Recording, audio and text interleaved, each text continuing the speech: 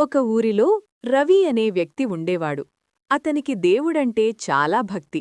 ఎప్పుడూ గుళ్ళు గోపురాలు తిరుగుతూ దేవుడు తనకు ఎప్పుడు కనిపిస్తాడా అని ఎదురుచూసేవాడు. ఒకరోజు ఆ ఊరి పెద్దాయన రవితో ఇలా అన్నాడు. రేపు ఉదయం ఊరి చివర ఉన్న రావి చెట్టు దగ్గరకు వెళ్ళు. అక్కడ నీకు దేవుడు కనిపిస్తాడు. మరుసటి రోజు ఉదయాన్నే రవి ఎంతో ఆశతో అక్కడికి వెళ్ళాడు. కాని అక్కడ అతనికి ఏ దేవుడూ కనిపించలేదు. అక్కడ కేవలం ఒక ముసలావిడ దాహంతో అలమటిస్తూ ఉంది. పక్కనే ఒక చిన్న కుక్కపిల్ల దెబ్బ తగిలి అరుస్తోంది. రవి నిరాశపడ్డాడు. కాని జాలి కలిగి ఆ ముసలావిడకు మంచినీళ్ళిచ్చి కుక్కపిల్ల గాయానికి కట్టుకట్టాడు.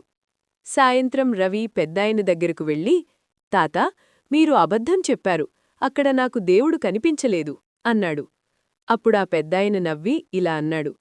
బాబూ, ఆ ముసలావిడ ఆకలిలో, ఆ కుక్కపిల్ల బాధలో దేవుడున్నాడు. నువ్వు చేసిన సహాయంలోనే దేవుడున్నాడు. దేవుడు ఎక్కడో లేడు, ఎదుటివారికి సహాయం చేసే నీ మనస్సులోనే ఉన్నాడు. ఆ రోజునుంచి రవికి అసలైన భక్తి అంటే ఏంటో అర్థమైంది. మానవసేవయే మాధవసేవ అని తెలుసుకున్నాడు. ఈ వీడియో నచ్చితే మరిన్ని వీడియోస్ కోసం లైక్ అండ్ సబ్స్క్రైబ్ చేయండి.